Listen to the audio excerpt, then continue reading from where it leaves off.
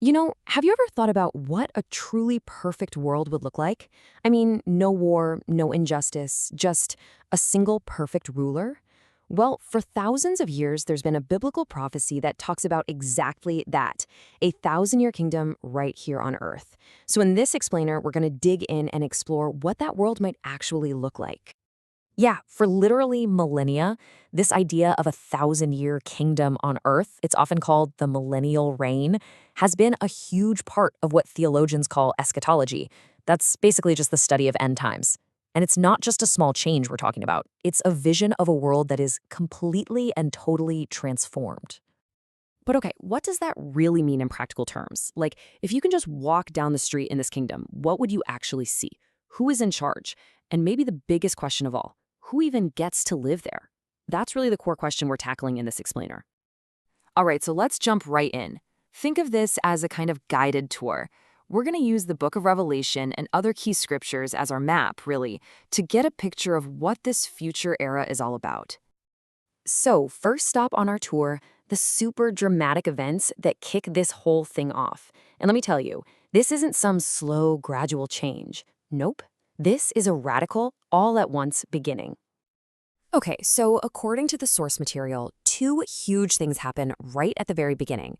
First, an angel comes down, grabs Satan, binds him up, and throws him into what's called a bottomless pit for the full 1,000 years.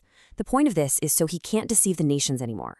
Then, the second thing, all the people who were martyred during that really intense period of global chaos right before this, what's known as the tribulation, they are brought back to life.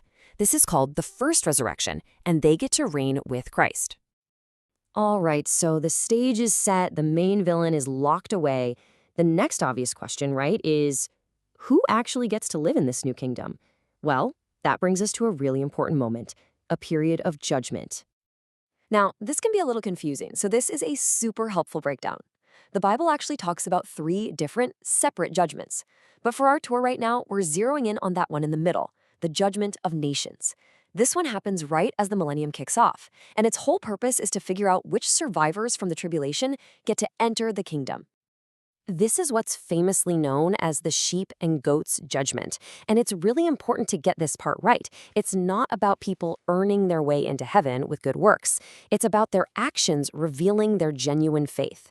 And the big test is how they treated believers during that terrible tribulation period. So the sheep, they get welcomed into the kingdom and their normal physical bodies. The goats, on the other hand, are turned away. And this is so crucial because it means the kingdom starts day one with a population that is 100% redeemed. That's how you set the stage for a world of total peace and righteousness. Okay, so population is sorted. The deceiver is locked up. So what's life actually like inside this kingdom? Let's take a look. All right, the number one most important thing to understand is this.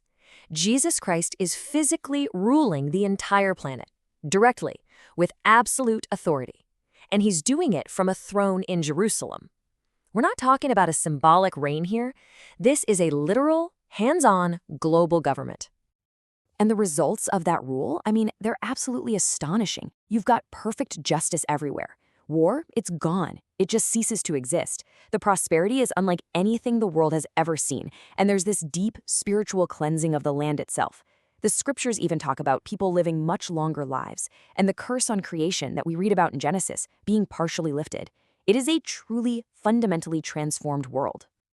And check this out. This new world has a really specific chain of command. For instance, here's a detail from the text that just blows my mind. The resurrected King David, the one and only King David from the Old Testament, he's actually appointed to rule over the nation of Israel. Of course, he's serving under the ultimate authority of Christ, who rules the whole globe. So that naturally brings us to the very heart of the kingdom, not just geographically, but spiritually too. Let's focus our tour for a minute on the city of Jerusalem.